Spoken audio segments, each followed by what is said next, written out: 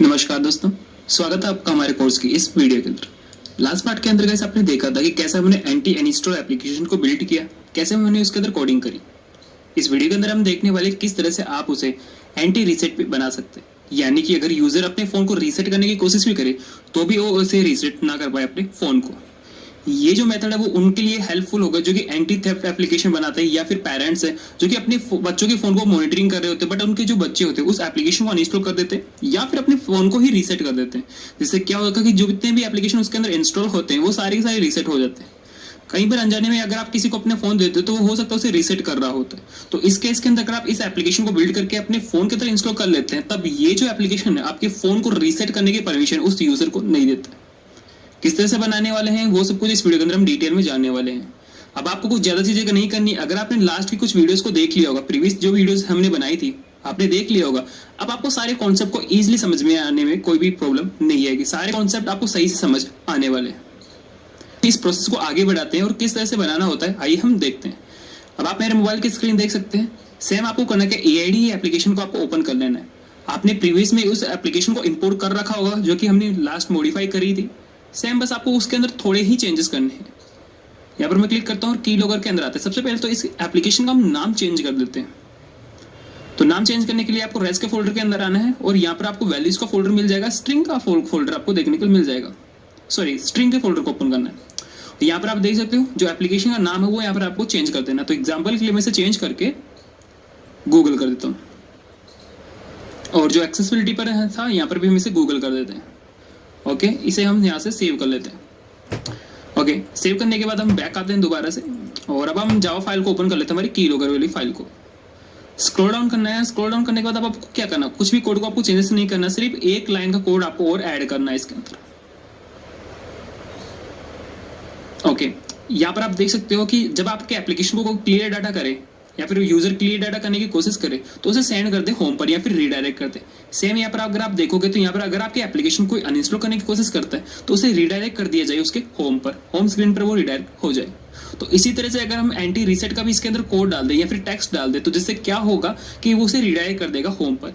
ये बेसिकली किस तरह से काम करता है, जैसे आपके एप्लीकेशन को एक्सेसिबिलिटी परमिशन देता है, उसके बाद वो चेक करता है अगर यूजर क्लियर डाटा पर आता है या फिर क्लियर डाटा करने आ रहा होता है तो उसे चेक करके दोबारा उसे रिडायरेक्ट कर देता है होम पर। सेम एज इट इज अगर अनइंस्टॉल करने के लिए कोई आता है तो उसे चेक करके उसे रिडायरेक्ट कर देता है उसके होम पर। अब एंटी रीसेट का डालने के लिए आपको करना क्या है, इसे कॉपी करना सबसे पहले तो इस वाले कोड को,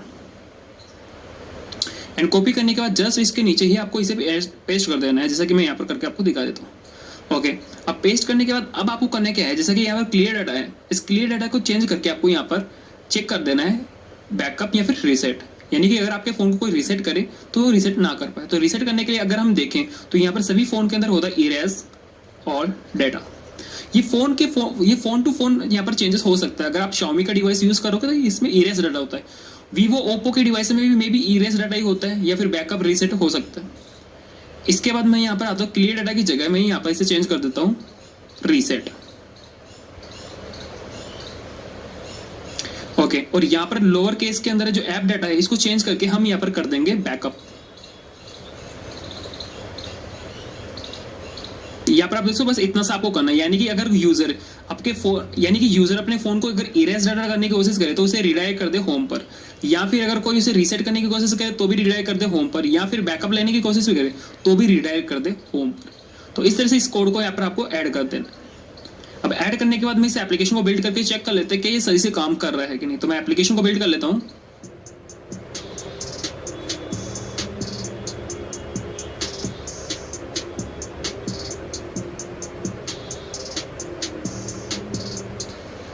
ओके, एप्लीकेशन को बिल्ड करने के बाद मैं इसे इंस्टॉल कर लेता हूँ हमारे मोबाइल पर।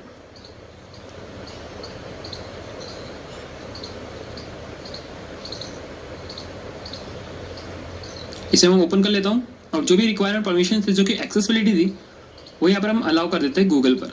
तो इसे मैं अलाउ करके ओके कर देता हूँ। अब देखोगे इस परमिशन को अगर हम अलाउ करें तो ये हमें रिडायरेक्ट कर रहा है। बैक आते हैं हम यहाँ पर, अगर हम इसे अनइंस्टॉल यहाँ से करने की कोशिश करें जैसे कि मैं करके दिखा देता हूँ, यहाँ पर देखते हैं अनइंस्टॉल नहीं होने देगा। मैं दोबारा मैं क्लिक करके आपको चेक करा देता हूँ, अनइंस्टॉल करता हूँ तो यहाँ पर आप देखते हो अनइंस्टॉल का जो पॉपअप है वो आने ही नहीं देगा आपको।